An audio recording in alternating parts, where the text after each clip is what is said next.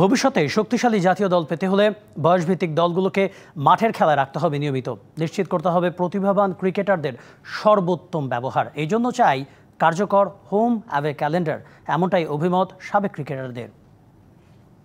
এবছরের মার্চে হোমে শ্রীলঙ্কার বিপক্ষে 2 ম্যাচের টেস্ট সিরিজ খেলে বাংলাদেশ। চট্টগ্রাম টেস্টে নিজেদের দ্বিতীয় ইনিংসে 318 রান করে স্বাগতিকরা, যদিও প্রথম ইনিংসের স্কোর যেতে পারেনি 200-র ঘরে। তার আগে সিলেট টেস্টের 2 ইনিংসেই 200-র নিচে অল আউট বাংলাদেশ। সাবেক ক্রিকেটার হাসিবুল হোসেন শান্তর মতে, লাল বলের ক্রিকেটের জন্য আলাদা পরিকল্পনার বিকল্প নেই। আমাদের রেনি সিজন চলে আসে, মাঠও কম, আপনি ন্যাশনাল লিগ হয়, তারপরে বিসিএল হয়।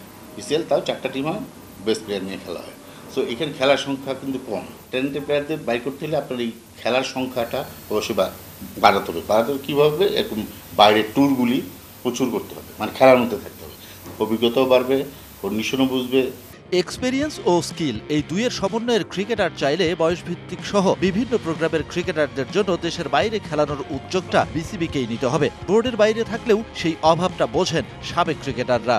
বাংলাদেশের সাথে যদি আমরা অন্যান্য দেশে তুলনা করি, বাংলাদেশের ডোমেস্টিক ক্রিকেটের যেই মান, আমাদের টেস্ট ক্রিকেটের মান এবং ডোমেস্টিক ক্রিকেটের মানের মধ্যে মানে 15-20 একটা তফাৎ হয়ে গেছে। অন্যান্য দেশে আমরা শ্রীলঙ্কাও দেখি, অন্যান্য দেশেও দেখি যে ঢালাইয়ে দৃঢ়তা, নির্মাণে নিশ্চয়তা, প্রিমিয়ার সিমেন্ট, ঢালাইয়ের রাজা।